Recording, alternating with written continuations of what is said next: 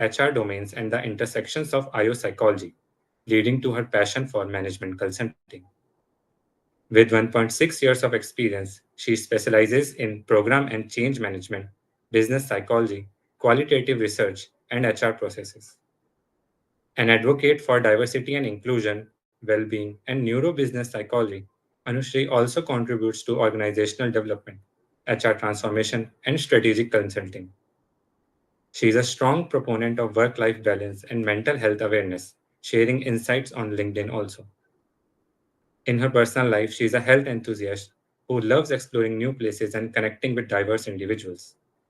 Miss Anushree Kabra's unique background and holistic well being focus make her a fantastic guest for today's podcast. So, without further ado, let's begin on our enriching conversation with her. Thank you. Thank you, Yeah, Vanessa, for your warm welcome. And thanks to BHU professors and your platform, students, for everyone, because I think you should always be interacting with the seniors and juniors because it's a two-way process and you'll only then get to know, especially of a field like IO psychology, which is very, very rare. Like people do not take that and who really take it really excel. I am a firm believer of that. So thank you so much. Before starting off, I just have a request. Can we all please come on the camera because it feels like I'm talking to no one. yeah, please, guys, come on, turn on a few cameras.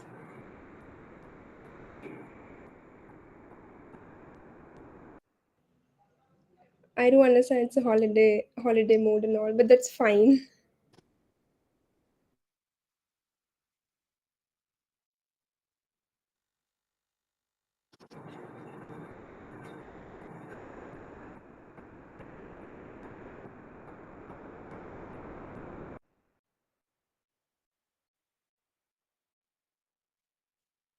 Yeah,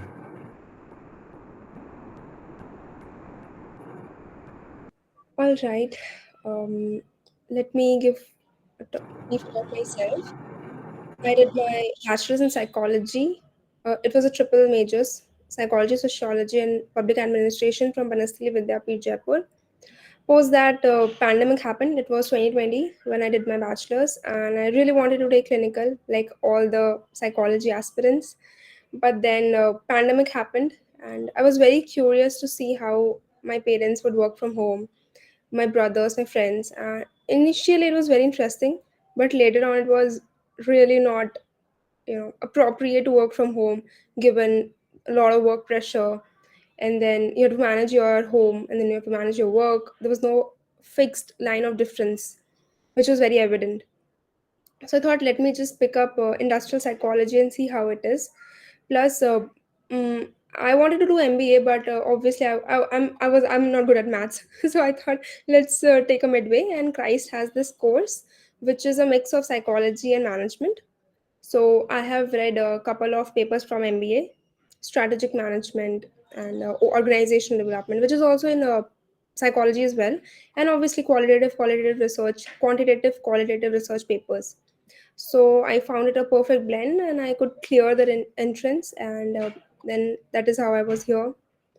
Also, I was from the pandemic batch, so we had ample of time to do internships.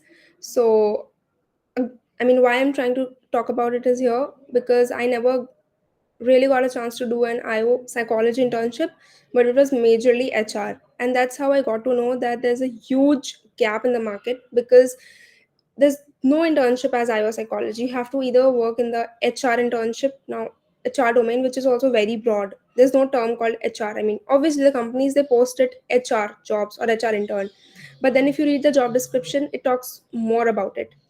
So I did my internships with EY in talent acquisition, Tata LXI, and Capgemini in human resource business partnering and HR operations. And then I was also doing my internship with Christ Consulting. So Christ Consulting is the consulting wing of Christ University where they take a lot of projects. You have organizational development projects, leadership assessment, psychometrics, quantitative qualitative research, and a lot of your skills you develop, which is stakeholder management, communication, and that really curated my interest. And so I just got myself a job with the Capgemini Invent. which is the consulting wing of Capgemini, the IT company. And here, I'm sure you people have read the organizational development book, the eight-step model, quarters, potters, and all of it. So a lot to do with that, what I'm doing at my job. So that's how I got into consulting. But then I never wanted to leave touch of my IO psychology because it's really interesting. And there's not a lot of people who do that. And I wanted to be very intact with my knowledge, and therefore I started to write on LinkedIn. Uh, it's my passion project, which is called as All Things IO. A friend of mine, both of us are doing it together, and we're just trying to talk here, just trying to bridge the gap between the concepts that you read in the book and what actually is in the market. So that's about me. Okay, that's very great to hear. Yeah, are you Shubham, are you saying something? Oh, I think okay. Okay. So yeah, let's begin then, Anushree, right? With our first question. Yeah, sure. So I first wanted to discuss with you like what is IO psychology? Like we hear all these terms everywhere, like organizational psychology, industrial psychology, business psychology, organizational behavior. So, like all these terms, is there any specific difference between them and what is it? All right. So if we were to go by the bookish terminology, like a regular branch of psychology, it offers psychology theories and principles to organizations. Now, even here, uh, the psychology can be divided into two parts, which is I and O. So if you have to delve literally deeper into it, so I would say IO psychology, or you call as work psychology, industrial psychology, all the three are same. So it's to do more with the like, how would I say, molecular nature. Like it deals with very bit, very little parts, which is like recruitment, career development, compensation, performance appraisal. But if you have to talk about organizational psychology, it's like a molar level. So it refers to a large chunk of things that you do. For example, communication. Now, communication has to be done in the entire organization, from higher to the lower. Either you start from bottom top or top, whatever that means. Motivation, leadership, employees' well-being. So, if I were to talk about it that ways, if to tell you the difference between the two, it's very clear. It's one is to deal with the smaller unit, one is to deal with the bigger unit. So that is according to me, IO, like industrial and organizational psychology. But then if you were to talk about what is organizational behavior, I think organizational behavior is more like a subject, like a very, very big umbrella term, because that's what our book, Robbins Luthans, we read it as. So it's like a multidisciplinary approach. It talks about everything. You talk about the molar, the molecular, like the small and the big, everything. You understand more in terms of the research. I mean, the dimensions you read, I think, could be psychology, sociology, economics, anthropology, everything. Because obviously, psychology is like ingrained everywhere. Similarly, organizational psychology as well. There's a lot of marketing, tactics that companies do. Uh, 2 minutes Maggie is never 2 minutes. So they mix it with, say, sociology, economics. So I think organizational behavior that ways is like a very bigger chunk. So that's according to me what I understand by IO and then OB. Okay, so right, I mean, like we also have heard that marketing also employs a lot of psychology principles. So in that way, I guess OB is kind of Yeah. similar to that. That's what I think I got from your distinction, right? Yeah, so organizational behavior as a subject is what even MBA graduates they read. So basically, they apply whatever little knowledge of psychology they have into the business practices. So, example, if a company has to make advertisements of a product, so they make use of neuropsychology, if I would have to say. But then, how? So, if you visit any mall, there's a particular fragrance that you ingrain, like you feel. So, I think if you look at that way, it's an example of so industrial psychology. And then you get very enchanted. Okay, the next time you go there, say H&M, and then there's Pizza Hut. So you know, okay, near Pizza Hut you have H&M, and then you can just go and buy stuff. So that's like the tactics that they put into application. So it's a lot of, when you make a lot of money, and then that aspect gets into business. So money equals to business for any company. You bring in business. I think that aspect will have to do with business psychology. That's really interesting. So, yeah, my next question to you is like, uh, we know that you are a management consultant, right? Mhm. And uh, many of us, our audience, does not know that field very much.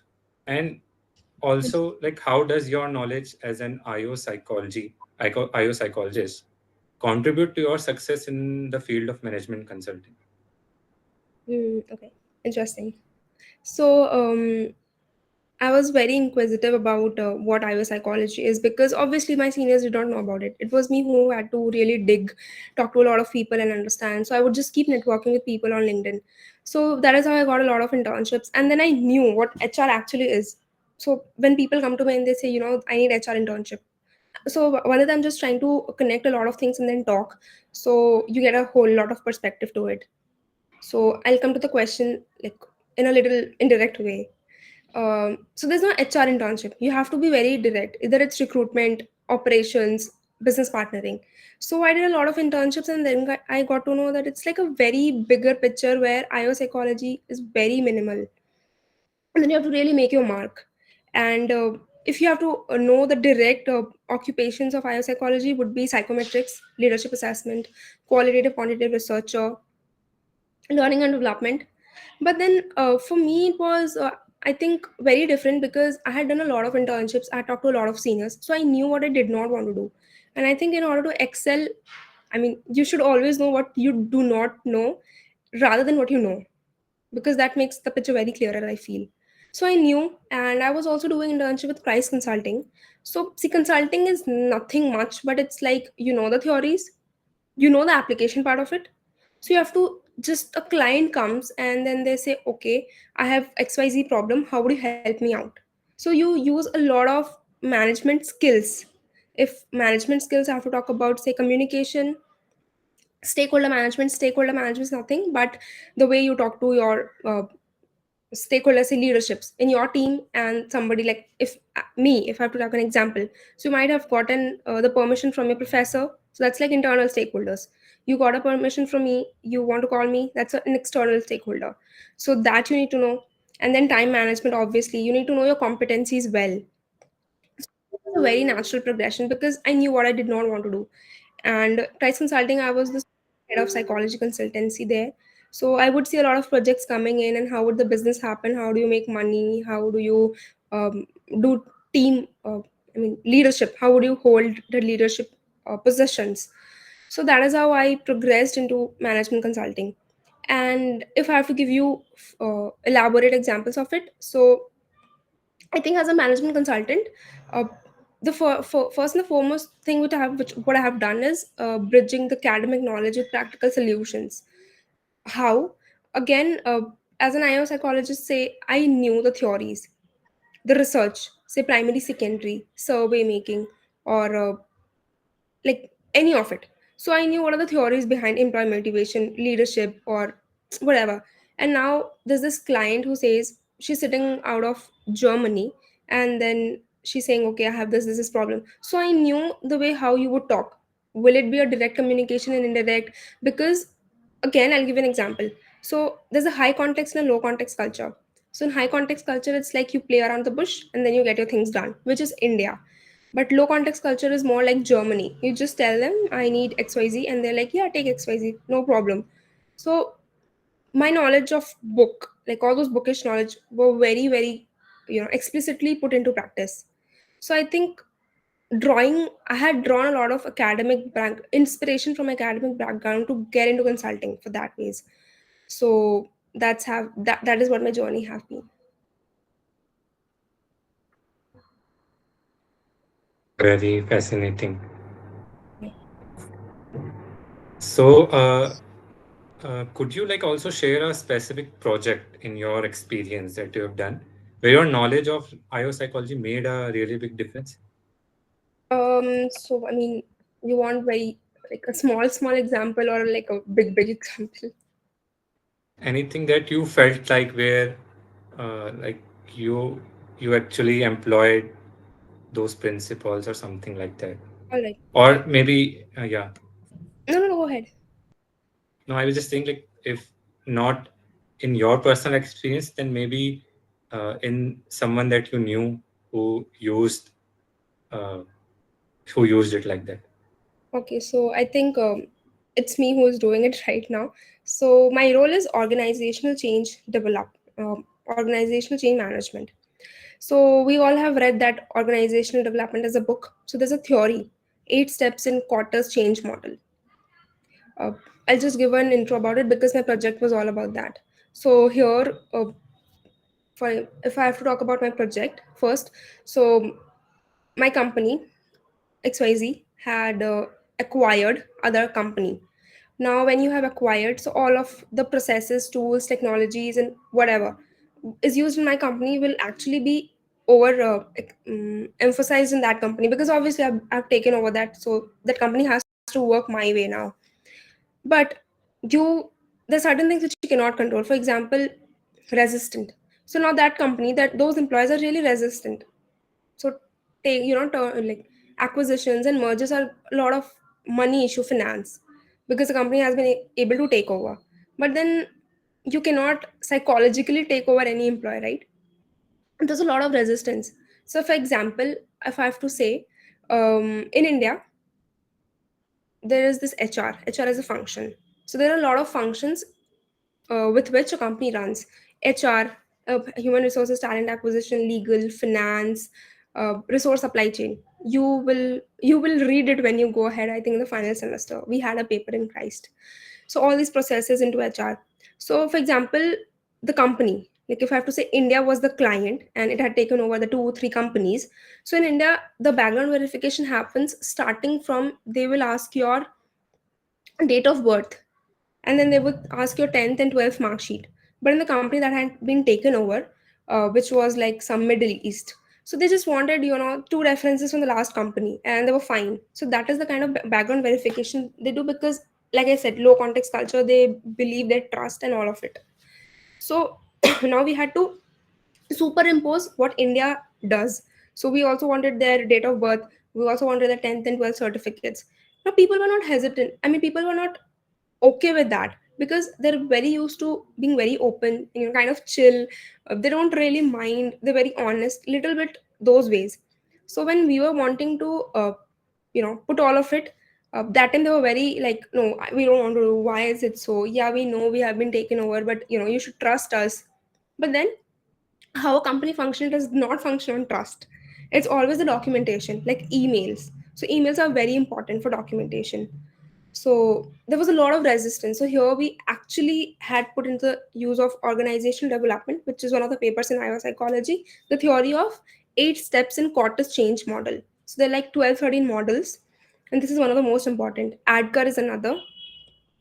So here basically we were wanting to make them understand the step number one is, what is the sense of urgency? Why do you want to, why we're trying to actually superimpose all of it?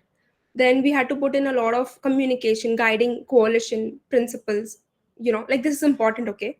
We're trying to create urgency, but this is important. The third step was develop a vision and the strategies. So we had to actually tell them, okay, these are going to be the future outcomes. Say your ROI is going to increase by 20, 30, 40%. So we're trying to make a vision and strategy about it. So you need to cooperate. So there's a lot of stakeholder management, because I had to talk to like 40 plus leadership across world. If all the leadership say CXO level or president, vice president, it was very very tough, because obviously their positions are also going to change. When you take over a company, the positions change, and why would somebody want to just let go or change? For example, if you are the president of your, say this, BHU, your platform, what you're doing right now, podcast, and then somebody takes over it and they say, no, you're not going to be the president, you're going to be just the secretary. You'd be like, why? I am holding a position, why should I step down? So these kind of things was in the picture. So I think here, not just the theories help you, But then your skills, your competencies, communication, time management, um, things like that actually help you a lot. So yeah, that's one example. That was very in depth, and it actually gave the whole picture of how what we read is actually applied in the real world. So thank you. Thank you for that example. Yeah. Yeah. My next question to you is a little different. It's about diversity and inclusion. So we, I mean, I personally also, as I'm doing that a certification course in HRM. So this diversity and inclusion, we are hearing about it a lot, but it's still not something that many people understand, right? And it's very much getting applied in corporates and businesses. So can you tell us more about it? What it is? Why is it important? How is it applied? I mean, as a coming from a psychology background, I think it's also very important for us. So just tell us about it. So, yeah. So if I have to talk about diversity, equity, inclusion, so I think it's very simple. You make sure everybody, no matter who they are, they feel welcomed. They're treated equally at work. You have a friendly atmosphere. There's like equal opportunity. There's this difference between equality and justice. So I think DEI plays a very vital role in creating that balance. We have read about it in our political science textbooks. So I think companies should do that. So there's also this paper, International Communications. I mean, if you people have read it, so it talks about how people from different countries, different diversities, needs to be treated. So, for example, I think I have read somewhere shaking hands with I think some like European country is not a good gesture, or Japan or something. I'm not sure. But in India, I mean, in Americas, it's like wow. I mean, that's like a welcome retreat sort of something. So the similarly, I think in companies as well, you should know like what you are hiring, who you're hiring, and how do you pay respect to them. So that ways, I think for me, I think for every psychology student, it becomes very interesting to read such paper. Now, if I have to give you an example explicitly, um, so I think these folks are really, really talented. I mean, their IQ, EQ, and cultural quotient, all of it, CQ, it's really, really high. So, if you're able to attract top talent, and you're basically going to sell your business, because you are going to put on the LinkedIn or say any XYZ platform that you're attracting folks from DEI community, and I mean, you're attracting folks from all the community, which is actually boosting your DEI. So your recruitment policies will have to also reflect that.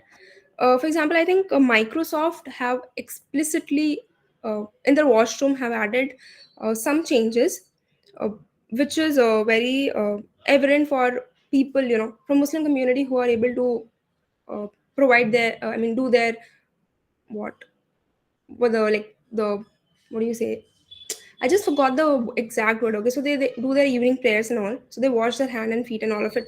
So they have done it. So I think that is one of the good steps. So it becomes very welcoming. You empower the employees. This is employee empowerment, which gets attached. So, but at the same time, I think it comes with legal and ethical imperatives as well, because in India there could be certain things which are mandate on constitution and which are not that mandate. So you cannot ignore such regulations. And for example, my company as well, you cannot really have a huge gender pay gaps. No company can do that. Otherwise, a legal action can be taken, and then there is a public backlash and against companies, and then there's a lot of hartals and all of it. So I think that was DEI becomes very important.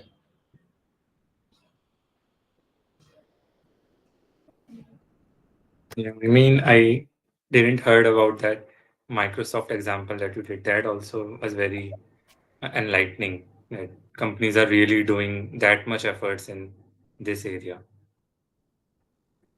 So yeah, my Next question is on like well-being and counseling. Like we hear that many corporates are also hire psychologists for maintaining well-being of their employees. There are also employee assistance programs to keep their well-being in check. So, uh, tell us a bit more about that. Like how how are they implemented, or how what qualifications are required to get in such a role if someone wants to just tell us more about it. Okay. I'm not really sure because I think there's a altogether a different team which in my company does all of it. But as far as my theoretical and knowledge comes, and then whatever conversations I've had with people, I definitely know that there's a lot of stress management programs, employee assistance program, which you already mentioned, organizational culture, conflict resolution, work-life balance program. Then there's this employee engagement activities, what you do. So I think your understanding of psychology, not just IO psychology, is very important to promote mental well-being. I mean, if I have to give you a very simple example, talking to a friend can be therapeutic. Watching sunsets can be therapeutic, but it's not therapy. So I think the very first thing is that you should know yourself what you are doing. You should be respecting that field. So post that, I think you can really promote your mental well-being at work. What activities I have been part of is what I can talk. And as for the qualification concerns, I think in order to work as a well-being expert in any company, you should definitely have like a clinical or counseling degree, because I think they read some theories or papers, or I'm not really sure, but then it actually helps in counseling and mentoring and all of it. But never the mind, if you are even an IO psychologist, you can always help with making the strategies, right? So if stress management program is to concern, your knowledge can actually help to identify workplace stresses, because you have actually read that, right? So you know for example, I worked with one of the my clients in my company. So they're a high growth startup and they were doing really amazing. People just starting off, say, post grad, they were earning like 60 70,000, really decent. And people high in the ladder, obviously, CR2, 2 CR, 3 CR, like that. But the problem here was, uh, there was no employee engagement. They were just earning. I mean, they did not have any connect with the company. So I actually had to intervene, like the company had to intervene, and then they make up their rewards and recognition policy. So we conducted a lot of discussions and interviews, surveys, to understand what is that is lacking. So in the survey, what we found out was they were not uh, wanting to be like, I am from this company. They don't have that ownership.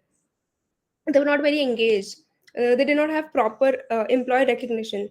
So after that, we understood that how we can actually retain is to provide them that feel that, okay, you belong to this company, and then your employer is doing XYZ for you, and you ought to do that for them, because it's not always about earning money, right? You need to feel good at your work, otherwise you'll not be able to excel, which is very simple. So what we designed here was, we conducted a lot of interviews with every individual force, like, to understand. So we understood that they wanted recognition. So if I have to talk deep about this example, rewards and recognition, now that's also divided into two parts: voluntary and involuntary. So voluntary reward, recognition, for example, could be monthly. You get, say, a bonus, like you've done well, you get a bonus. But then it could also be like a shout out on the social media, like XYZ employee have done really well. That hits you here. Again, it's not about money. You have to feel, you have to own that.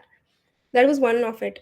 Then, for example, there's this birthday of somebody, and then you do a package, and then all the employees say thank you, like happy birthday, this is your gift, and all of it. We try to do all of it. So after like 3 months, 3 to 6 months, I think the project is over. I'm not sure about the outcome, because we were just about the implementation, because my role is just to do with the implementation bit. So we designed the policy, we sent it off, and then one of the employees got in back to the company and then said, "Ki, we were really happy to have such policies. We never knew, we feeling more connected." So I think that ways, it becomes very important. It's not just about business. It's about who you are, how you make your employees feel, and all of it. Really interesting. So, you also talked about qualitative research a while ago. So, I Mhm. wanted to know how qualitative research plays an important role in your uh, position as a management consultant. Okay, so I think we would all agree that as a psychology student, we really like to talk and understand what the other people are saying. And over the course of time, you would really be somebody who would understand the difference between empathy and sympathy. So I think that becomes very crucial when you talk about qualitative research. Because obviously, in business, you cannot put your emotions, you have to keep that aside. So for me, making use of qualitative research method was actually easy because MBAs are not really taught. But obviously, we have done all of those in-depth interviews, focus group, observations, content analysis, case studies. So I think we know all of it. So my knowledge or my bookish knowledge of all of it actually helped me because I knew how to do one-on-one conversation. How would the other person maybe feeling? A little bit you understand from the open-ended questions, or the way they try to sit, or the way they try to express themselves. Then focus group was one of those method that we used in the OD example that I gave, because we were trying to discuss a specific topic like this resistant. So why are you resistant, and what guidance or what mentorship we could bring for you, and how would the group dynamics be at the end of the day. So I think we employed a lot of focus group discussions. Also with that, observation was very important because obviously if there's a meeting and then there's two stakeholders whose company have been acquired, they talk to, say, me, my company who has acquired. There'll be a lot of they would be like, yeah, we can do that, that's fine, but we can just look into other ways as well. So certain things like that, I mean, a very appropriate example could be HR say you get will get back to you, but they never do that. So that's like a diplomatic way of saying okay, bye. So I think having such understanding really helped me to understand what my project was all about. And I was the one doing communication on a daily basis. I'm sorry, there's a mosquito here. On a daily basis, weekly, and then fortnight. Because all of these communications, they go to the senior people. We call it steer code decks. It directly goes to the CEO, or say the project manager who had the funding and all in his hand. Also, have really made use of content analysis because there were a lot of documents, uh, and all the companies had different policies, structures, processes, and all of it. You need to understand. So this is star model which we apply. So you actually get to know about the people, the structure, and all of it. So I think in that ways, my knowledge of uh, qualitative psychology, qualitative research method was really helpful.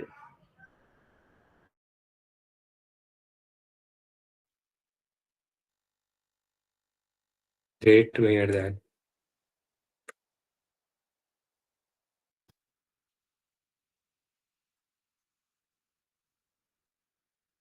Okay, sure, Ruth. Go ahead, ask your question. Hi, good evening, ma'am. I'm Rudra and I'm currently doing my master's from BHU in psychology. And I'm more of inclined towards OB, organizational behavior. So in my third semester, I've chose like the subjects which are totally relevant to the organizational behavior, like HRM and everything. So my question is, and I guess most of the question, like most of the people out here, have the same doubt in their mind. That's what I guess is like. Next year, I'll be completing my masters in general psychology, but my subjects will be organizational behavior. So, like according to you, what is the basic, basic? I'll say a structure I should be following, or other people who are interested in working in organization or in the field of organizational behavior, they should be following that structure to get a job like as soon as fast. What kind of internships we should be looking for, where should be applying for, and how, like, let's be very honest, how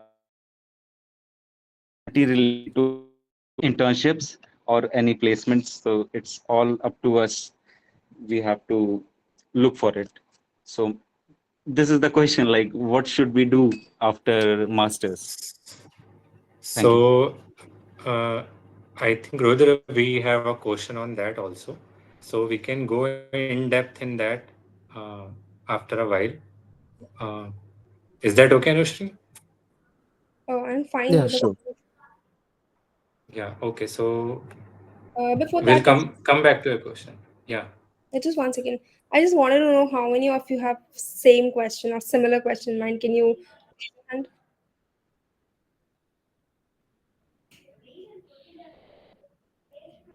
Okay, I think half of you. But I'll not answer it if you're not on camera. So, okay, you can go Yeah. ahead. So guys, you heard her. You can, uh, if you want the question to be answered, you have to come on camera. And until then, we'll uh, talk on the rest of the questions also. So yeah, Anushri, you also talked about you gave a few examples regarding Mm-hmm. uh, employee satisfaction and productivity, right? And these two things are, I think, what actually comes under purview of we as an organizational psychologist or as OB researchers even. So I wanted to know more about it, like uh, how organizations are working on that area and uh, how we can prepare ourselves even for those such roles. Like many organizations do work on that, right? But they don't understand the value that an IO psychologist can bring Mm. towards those problems. Okay. So how we can solve those problems, how we can understand how organizations do that. Mhm. Okay, so if I have to talk about performance satisfaction or employee satisfaction, I wouldn't say that is something employees get into the company and then they experience it. It is your first-hand experience when you even fill in any company's portal for a job. So I think where this has been my experience. So obviously in your resume you cannot put all of it. That is why it said that pick the keywords from the job description. But obviously you have to be really smart to put that. Now the ATS, which is the recruitment software, which helps actually screen the resume. I think a lot of the resumes get screened out there itself, because you're not an MBA, you're an IO psychology postgrad. So I think if we actually put in a IO psychologist or like a human to do that first step, I think it will make it more, better experience, I would say. Because it will actually tell about the company culture also, because that's like the first step and any individual is doing before they become your employee or even if they get rejected. So I think that is one place where IO psychologists can make a mark, but it's only the HRs who give you a call and then like, okay, I'll get back to you, and then never really do. So that is one place. Then if I have to say about performance appraisals, so obviously there's a lot of 360-degree feedback which is done, and obviously companies do that. They ask the peers, the subordinates, the supervisors, juniors, seniors, everyone. Here it's very, I think, quantity driven, because the kind of work that you do, the kind of money you're bringing on table, and the kind of cards you're playing, the way you get your work done. So it's very subjective. There's a lot of, I think, quality work also which you do. There can be days where you don't feel like doing. Like I have my days I don't feel like. So obviously you'll not do good, right? And but there's nobody actually tapping into that. So I think here as well, if psychologists are put into picture, I think there'll be good performance appraisal stuff in the companies. But then if you go in the market and you make them explain things, they'll be like, what, it's always the same, your parents have done it, your grandparents are doing it, why are you saying that you don't feel like doing? Because like if we are Gen Z, millennials, or whatever, we know, right, there are days we don't want to do that. If like it's your birthday, you don't want to do that, I don't want to do that. So I think these things companies don't understand. If I have to give another example, it would be training and development. So for training and development, you have Coursera. So a lot of companies have. So you have put in your skill set, like communication, management, diversity, equity, inclusion, and it gives you courses that you want to do. Obviously, so that's fine. Like you have put in, you get it. But then there can be courses which I would want to do. For example, I learned SEO because I do a lot of content creation. but it did not give that, right? I had to explicitly search. So when I think psychologist will come into the picture into the company, it will actually, there'll be like human interaction, mm, rather than human and software interaction. So I think if at all things as such are taken care, uh, it's going to really make a huge difference. But again, how would you make a company understand? So I think I just have to say that. A few examples. That makes a lot of sense, and that sounds really exciting also. Yeah, it is. So, next question for you is like, uh, there is also a substantial rise in remote work and new technologies being implemented, AI and such. So, uh, with such rises, how do you see the future of IO psychology? Uh, okay, I think before IO psychology, I would say psychology, because I really believe that it is only because of the pandemic that psychology professionals and psychology students have gotten that recognition. Otherwise, when I started my psychology in 2015, you know, aunties would come and talk. You have these aunties. Why are you taking psychology? There's nothing here. And now that I've done it after say 7 8 years, they're like, wow, that was a huge decision that you made then. So I think here, not explicitly talking about IO psychology, but talking about psychology. So like I already mentioned a couple of examples, right? So it would be repetition if I again say the same thing.